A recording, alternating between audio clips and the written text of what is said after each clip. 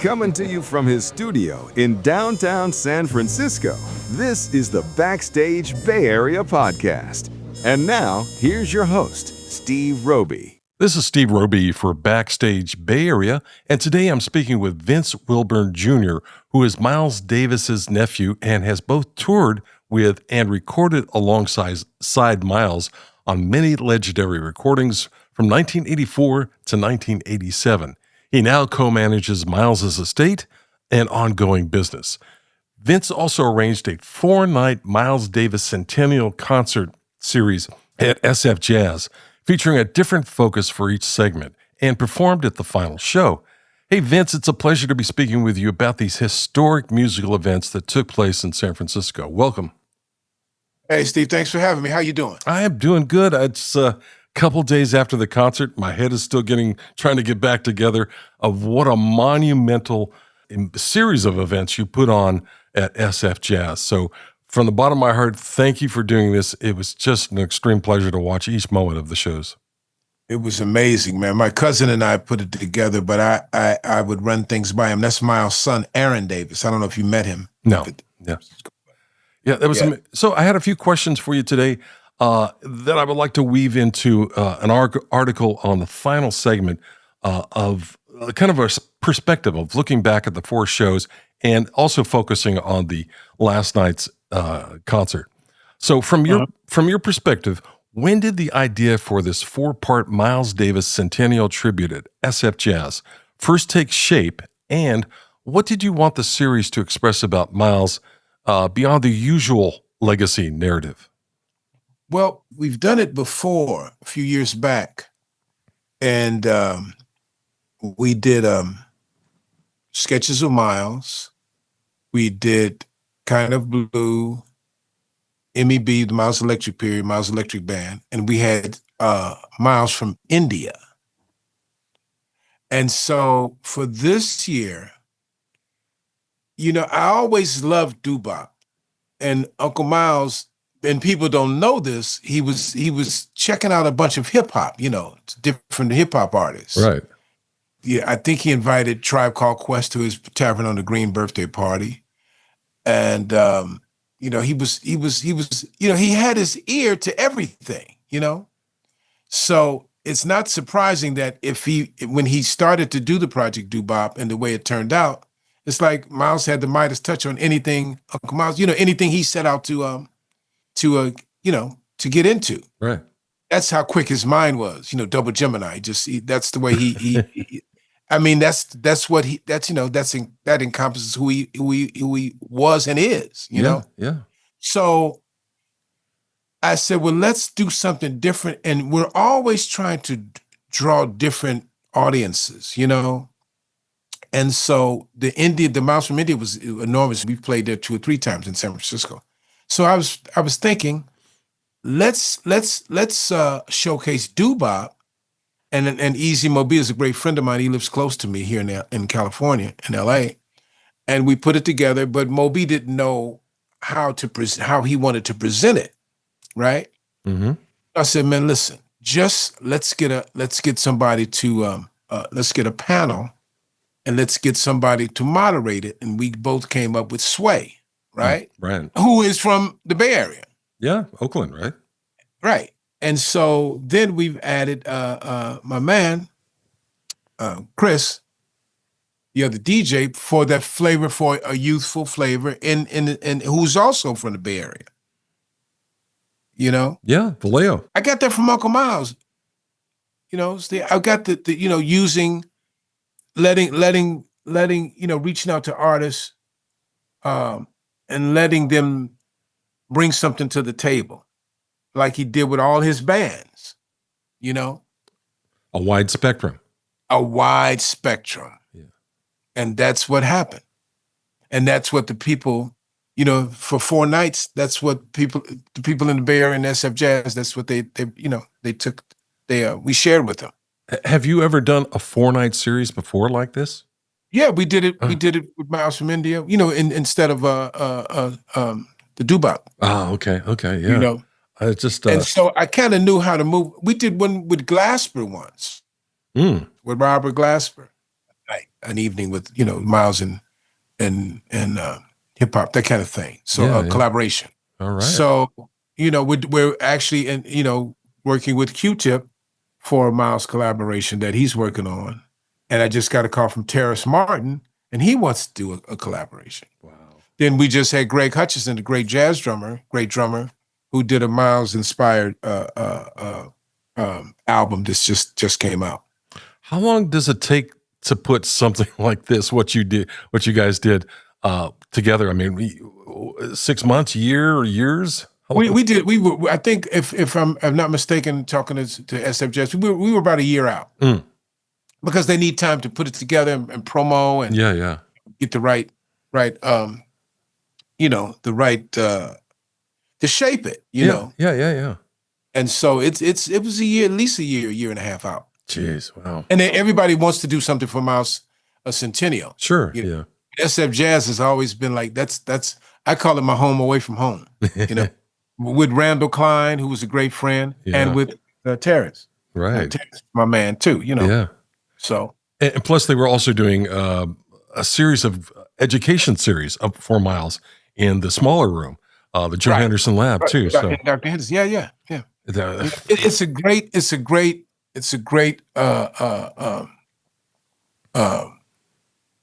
you know, SFJAZZ is like it's a cutting edge. But it's great. It's instrumental in bringing, you know, it's bringing music to where it should be exposed to. Mm-hmm. You know what I mean? Yeah. Because I'm gonna tell you something, Steve. I went out. You know, we're dealing with that. You mentioned education, but after the MEB set, I always like to go out and feel the, you know, talk to the audience. Not fans, but, you know, people who attend the gigs, right? Man, I was talking to some of the older musicians, older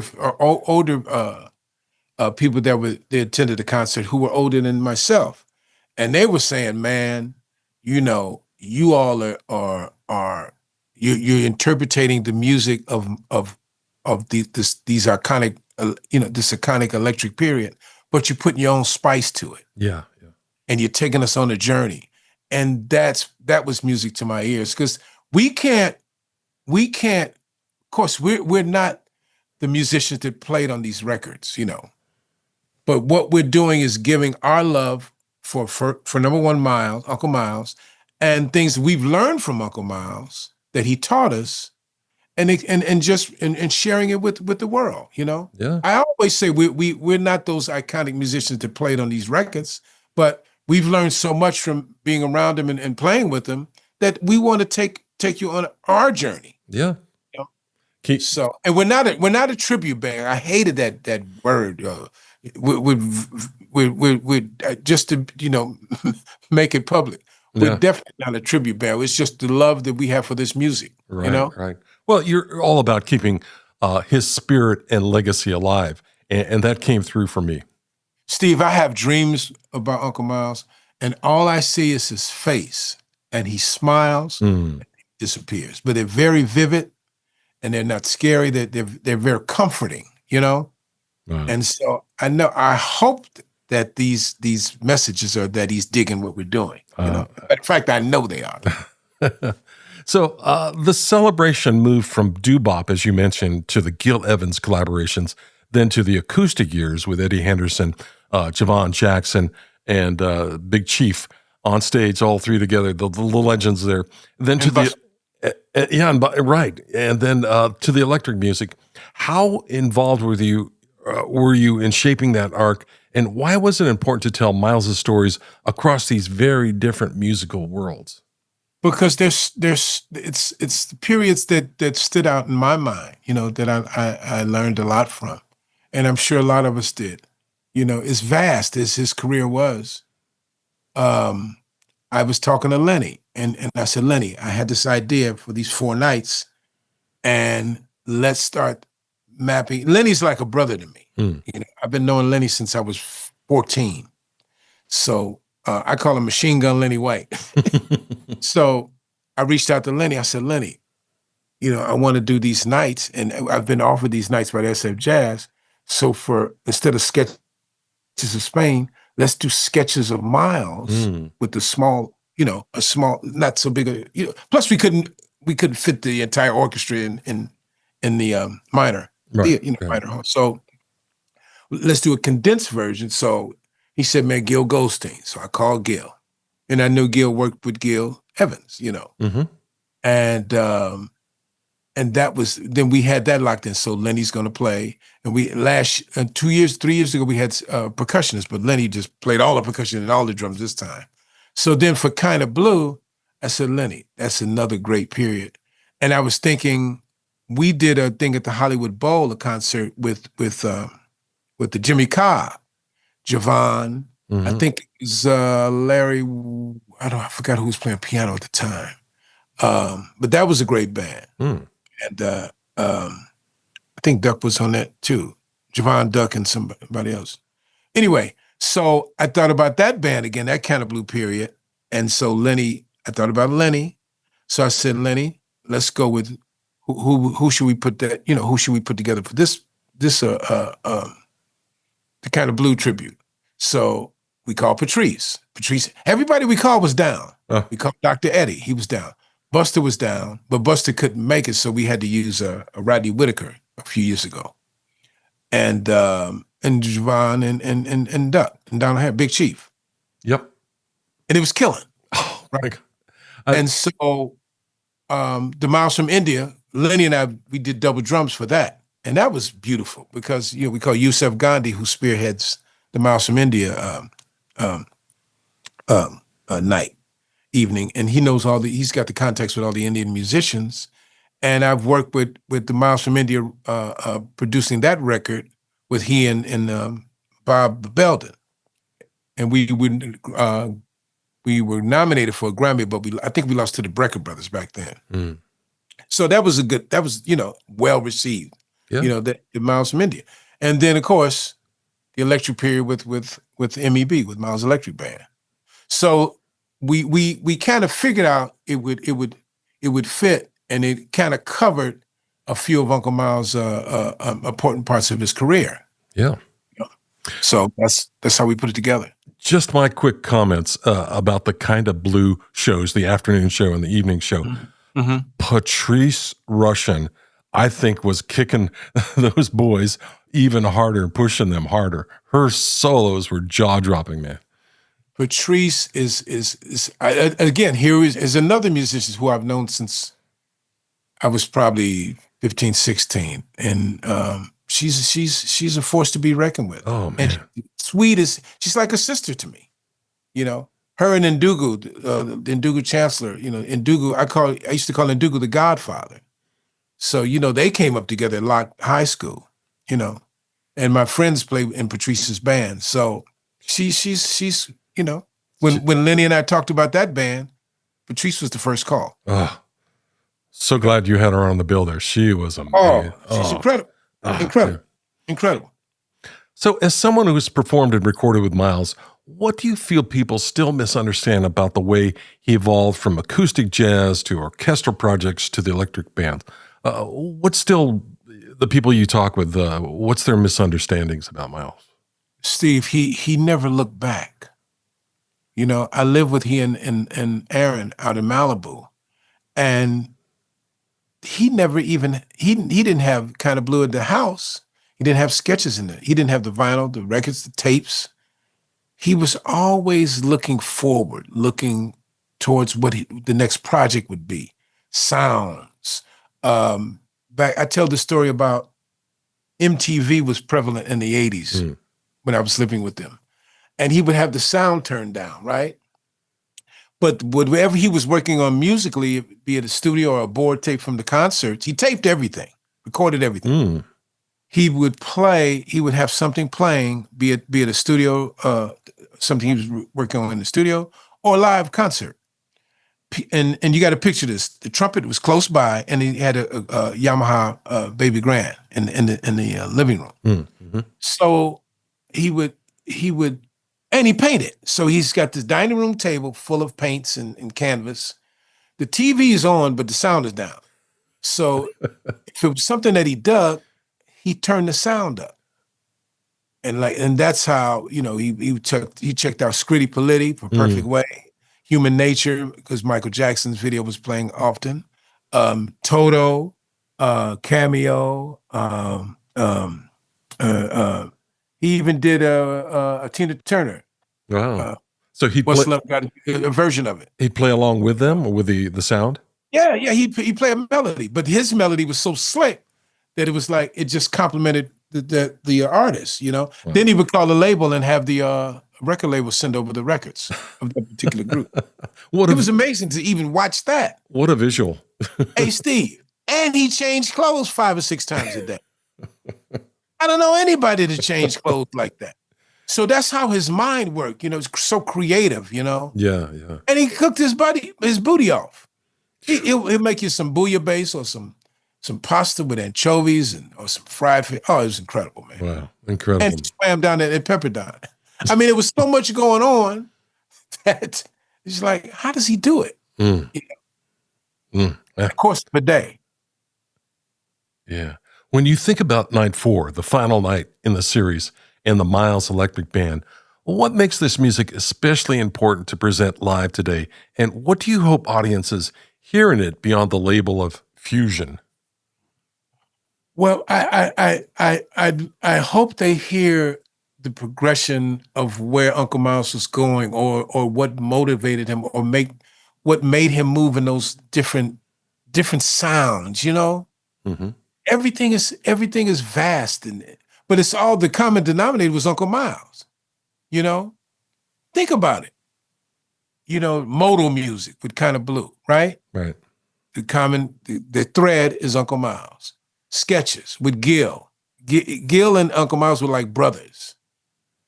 You know, what brought it together was, of course, Gil's orchestrations and arrangements, but that trumpet, right? Yeah.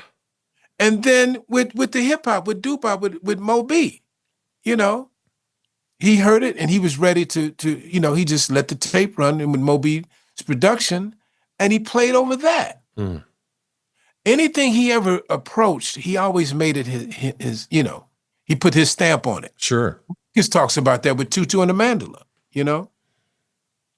And so when we did Man with the Horn and everything after that, Decoy, Bobby Irving and I, who's our music director, and Daryl, we were students. So we knew what to take and what to, you know, what to leave out. And this is how we got to MEB. And then Keon's from St. Louis, from Houston. So we picked the right cats, Daryl, Bobby, and I, John Paul, you know, then this is all from the teachings of Uncle Miles. What musicians to pick, what to take away, what to add, you know? I thought Keon was just perfect in his interpretations, and kind of brought a different flavor, he added his own stamp to Miles's interpretation to his songs. Well, Steve, dig this. When we started, it was a tribute to Bitches Brew at a place called Sunset Junction, 2009. And so our publicist at the time said, hey, do you guys want to play a tribute to a Bitches Brew?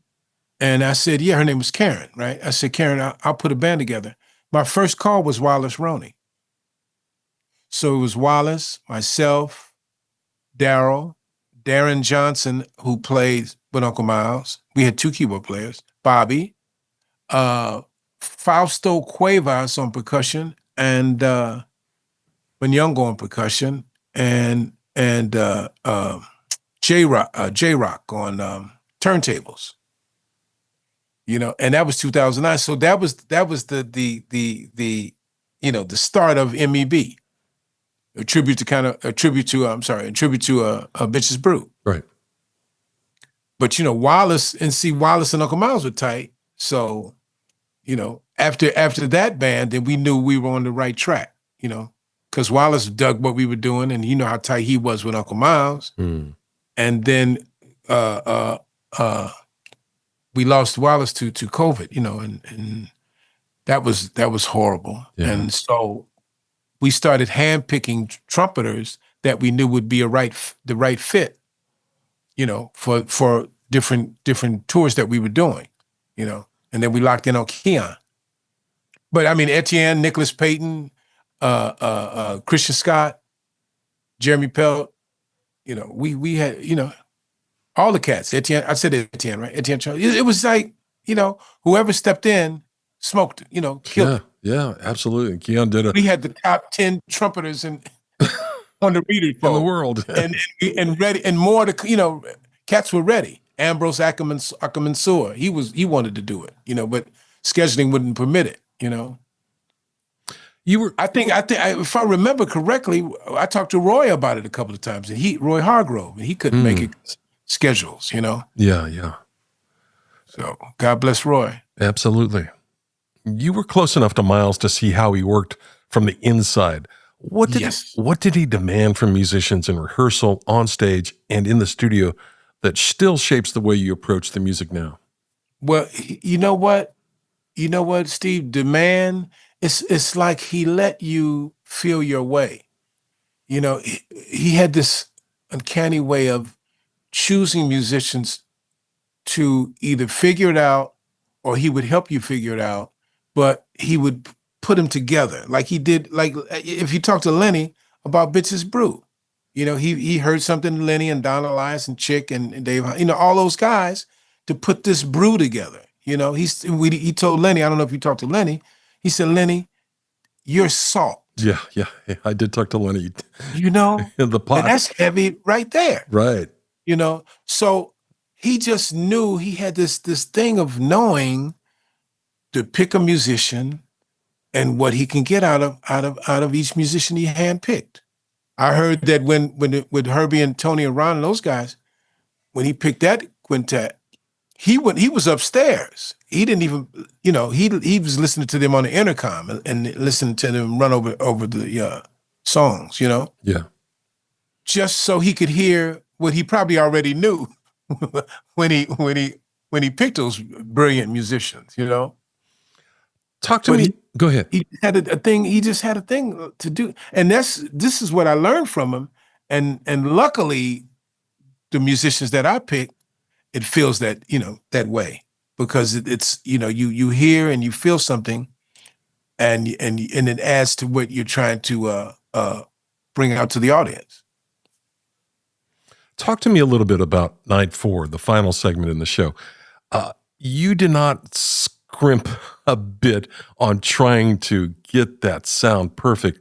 What were there? There were 10 musicians, I think I counted on stage, including a DJ there, 3 keyboards, piano player, keyboard player, 2 percussionists, yourself on drums, the rhythm section, and you got Keon out front, and the reed player, and there was just barely an inch of stage, but it was like this monster sound coming forth. And you said at the end of the show, like one guy almost didn't make it because of a flight schedule delay or something like that. So yeah, Elijah. Yeah, because he was working. It's just like, like this was the full representation of those, electric years and more. Mm-hmm. That just well, Steve, I witnessed at the Auditorium Theater and I grew up in Chicago. I witnessed these electric these electric periods of Uncle Miles coming to Chicago. So one band, he had 3 guitar players: Dominique Wilmont, Reggie Lucas, and Pete Cozy, and 2 percussionists, and Al on drums, and Michael Henderson, a Motown bass player, just killing, And one time it was Dave Liebman on sax, on the reed, on the saxophone. And one time it was Sonny Fortune, and Dominique was this left-hand guitar player from France. It was mind-blowing, Yeah. It was John Paul, who plays with us. He went to New York to play with Elvin before Daryl and I, we all grew up together on the south side of Chicago. Wow. Bobby Irving and I used to play in a funk band, and my mom used to call, my Uncle Miles would call my parents' house, have my mom put the phone down, and he would listen to us rehearse and critique us. And one day he said, "You guys want to make a record?" and flew us to New York to make Man with the Horn. Wow. So he was always listening to us, and trying to work it out and get it together. So he gave us a shot, and that was Man with the Horn. So he heard something in us then, 79. Wow. So, and then when we flew to New York to do Man with the Horn, Gil, who was there? Gil Evans, hanging out at 30th Street. Tio Macero producing. Stan Tonko was the engineer. And Dr. George Butler was the executive producer. And we're like big eyes, but ready because, you know, when Uncle Miles calls any musician, you have to be ready. Who's not ready? You know what I mean? Every musician you talk to, Lenny said he was there before the cleaning lady when they did Bitches Brew. He was ready. Setting up his drums, you know? That's so, you know, you get the call and you have to come through. You have to, you know, be ready. Sure. When Daryl, I recommended Daryl Jones to the band, you know, to Uncle Miles' band before I was in the band. And Daryl auditioned over the phone. You dig? Yeah. Wow. And got the gig. He flew to New York and we rehearsed. Daryl went over we sent him a cassette. So Daryl played some of the tracks. So picture this. We're in a room and so Daryl plays, and so it's the three of us.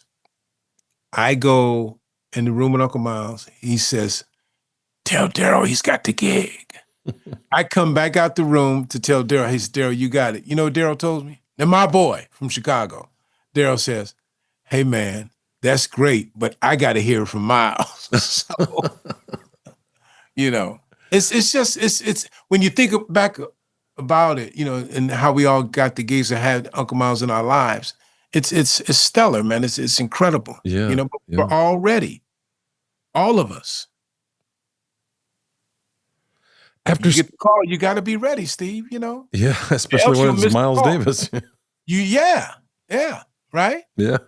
Because a lot of musicians never got the call.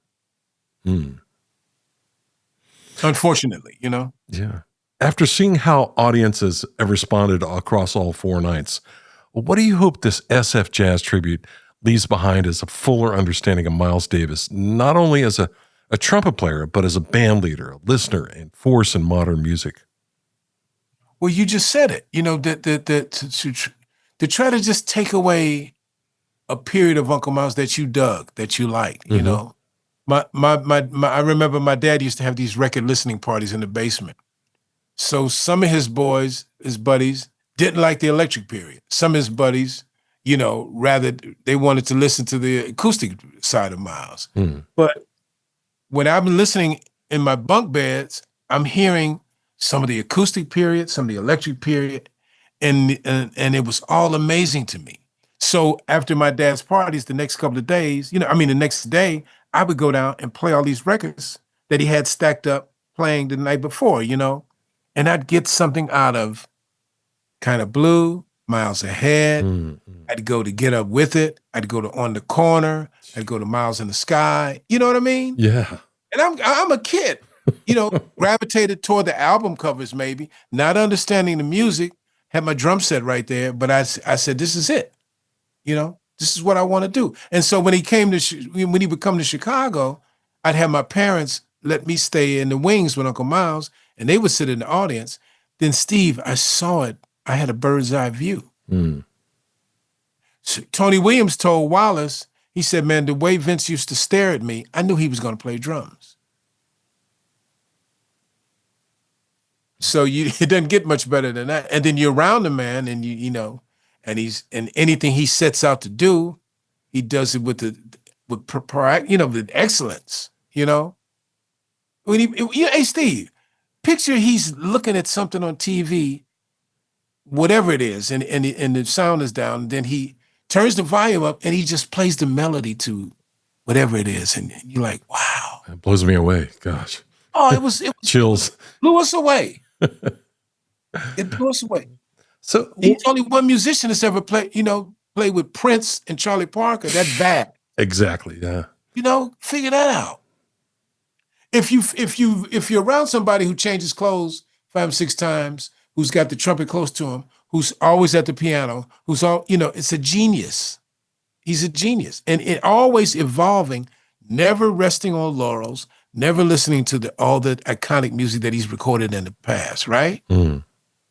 It was always towards the future. What was happening with the board tape? If you were in the band, he'd critique you. He'd have us come up to his suite after the concert for things to try for the next night. Jeez. Wow.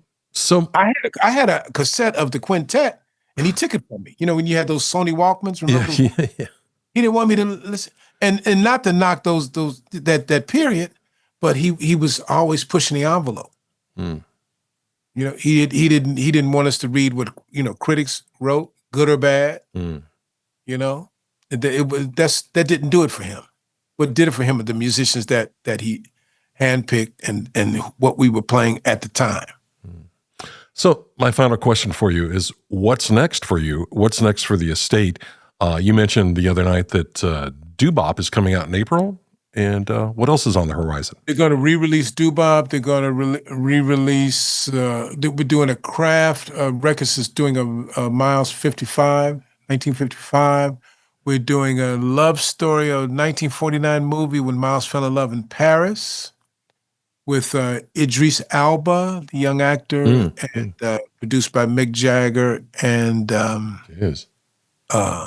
we're excited about that. What else? It's so many things going on. It's that we're gearing up for the next 100 years. I don't know if you've seen the Lexus commercial. There's a Lexus commercial out, and we're doing a series of art gallery. We're going to take his original paintings, different art galleries across around the world. Oh my God, never stops. And we had a We Want Miles exhibit that was out, curated by Vincent Bessier. And that was well received. It was sponsored by Cité de la Musique, and that was in Paris. And we took it to Brazil, and we're going to take that out too. So it's so much, Miles. Sounds like another 100 years, long after we're gone. Man. Oh God, I wish I could live that long. Yeah, right. So, Vince, thank you so much from the bottom of my heart for your time and what you offered San Francisco with these 4 nights. Is there anything else you'd like to add before we go? You know what? Hey, Steve, I watched how you were into it. I know you were doing what you do, but I just vibed from being around Uncle Miles. I vibed you and knew that you were like, there for the love of the music, even though you were doing your thing, right? Yeah. And so I've kind of, from being around Uncle Miles, I knew I could see people in how they were witnessing what was going on stage. And in San Francisco, and talking to people after each night, they were like, wow. It was the wow factor. Absolutely. Hip Hop Night was the wow factor. The Kind of Blue, the 2 shows were the wow factor. The Gil, the Sketches of Miles was the wow factor. And then when we closed the 4th night, talking to people afterwards, it made my heart, it was comforting to know that everybody, at least what I've gathered, everybody got something out of each night. Absolutely, yeah. And that's what it was about. Well, Vince, thank you so much for your time today and giving my listeners and my audience of the site and the readers of the articles a much wider perspective than you can get from just my opinion. And Steve, people are honest, man. You know what I mean? Either they dig it or you'll feel the vibe. Yeah. Right? Right. So, it's important to when you approach any of Uncle Miles, any parts of his career, just to keep an open mind. Even if you don't dig it, just vibe it. Try to vibe it. Yeah. Try to take a little something out of it. Chick Corea told me when they were recording Bitches Brew, they had to meet at the coffee house, Steve, because they didn't know. They were like, "What did we just do?" So when you talk to guys like that, you know what I mean? And Chick shared that with me. It's like you kind of get a vibe on Miles. You kind of get a vibe on what made him tick. And I was just trying to share something personal where this man never stopped evolving, changing clothes, cooking, painting, art, fast cars, but it was all part of his existence. But the music was first, and the evolution of the music was always his compass. Absolutely. Well, let's leave it there, Vince. Thank you. Thank you again for your time. I'm still trying to absorb everything you said there. You know what I mean, Steve? I do. You can kind of vibe it, right? Absolutely. And it's not just me, because you talk to Lenny, you talk to other musicians. Yeah, yeah. You heard what Moby said, Yeah. You want some chicken? Well, are you hungry? You're hungry. He told Daryl when Daryl took the audition for the gig, right? He said, hey, man, if I don't choose you, that doesn't mean you can't play. How heavy is that? Absolutely. I think Miles Davis. Man, feel free to hit us anytime, man. Reach out to me, Steve. We're the messengers. Absolutely. I appreciate it. Okay, thank you. Really appreciate you, Steve. Thank you so much. Bye Talk now. soon. Are you a jazz musician preparing for a run in San Francisco? The Backstage Bay Area podcast wants to help tell your story. We are currently filling our guest lineup with the artists keeping the jazz scene alive. If you have dates booked at a local club or concert hall, let's get you on the mic to discuss your latest work. Connect with us directly. Send an email to backstage.sfbay@gmail.com. Just let us know when you'll be playing in San Francisco. That's backstage.sfbay@gmail.com. Backstage Bay Area is dedicated to keeping jazz alive in the 415 by spotlighting the artists, presenters, and venues that sustain this music. The most meaningful way to support local jazz is simple. Show up, buy a ticket, and experience the music live. Visit BackstageBayArea.com and explore our upcoming concerts section, featuring both a weekly guide and a weekend guide to jazz shows across the region, plus the latest concert news. Thank you for keeping jazz alive in the 415. You've been listening to the Backstage Bay Area podcast. Visit us on the web at BackstageBayArea.com. And don't forget to keep jazz alive in the 415.